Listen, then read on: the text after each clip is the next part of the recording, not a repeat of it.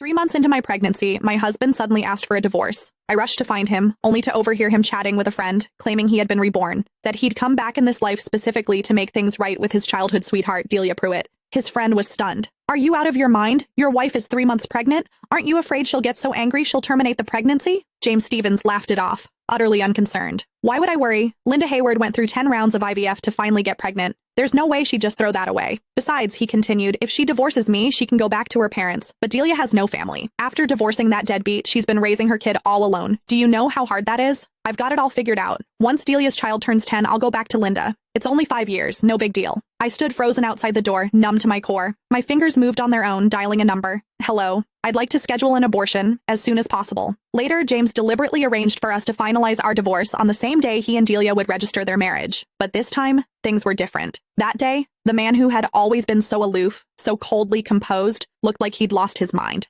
His eyes locked onto my flat stomach, his voice cracking with something close to hysteria. "Where's my child? Where's our child? You promised me you wanted to have a baby with me. Linda, are you sure you want to go through with this? After everything you went through for this baby?" My mother's voice broke over the phone and guilt twisted in my chest. She had been the happiest person in the world when she found out I was pregnant. She knew what it had cost me, a full year of choking down bitter herbal medicine, 9 failed IVF cycles. It wasn't until the 10th attempt that I finally conceived. The moment the test results came back positive, my mother had wept with joy. She believed that with a child, James and I would finally settle into a real marriage, that he would step up, become a responsible husband, learn to put family first. But today I realized how terribly wrong we had both been. The phone rang, sharp and insistent. I answered mechanically. James's voice cut through, cold and harsh. "Linda, how much longer are you going to drag this out? Even if I can't divorce you while you're pregnant, the moment that baby is born, I'm filing immediately. And let's be real, raising a child costs money. You've done nothing but sit at home since we got married, eating my food, spending my money. All you do is a little housework, that's it. No one's going to want a woman who just gave birth and comes with a brat attached. You have no income, no prospects. When the time comes, you won't get to keep the child. You won't get to keep me. You'll have nothing." Every word dripped with contempt. He reduced everything I'd given to this marriage, every sacrifice, every exhausting day, to nothing. And he called my baby a brat. It felt like a blade dragging across my heart, slicing it open all over again. "James." My voice came out quiet, steady.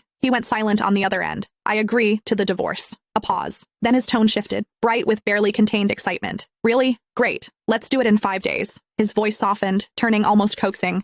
"Linda, don't worry. I just want to take care of Delia and her child. I won't cross any lines. Focus on your health. Have the baby safely. I'll come visit you and the child once a month. I've already bought so many clothes for the baby. I even picked out a name." He sounded almost giddy, but my mind was already drifting, detaching from his words.